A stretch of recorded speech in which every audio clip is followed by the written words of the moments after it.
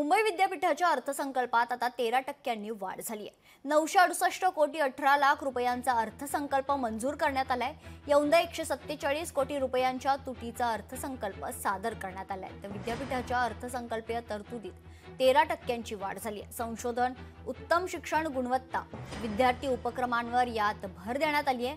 मुंबई विद्यापीठाचा 2025-26 या वर्षाचा 968 कोटी 18 लाख रुपयांचा अर्थसंकल्प सिनेट बैठकीत काल मंजूर करण्यात आलाय। विद्यापीठाने यंदा 147 कोटी 63 लाख रुपयांच्या तुटीचा खरतर अर्थसंकल्प मांडलाय।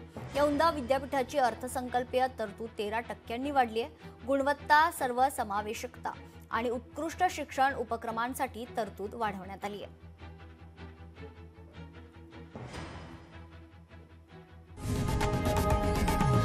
लोकशाही मराठी ऐका, पहा, जागरूक रहा।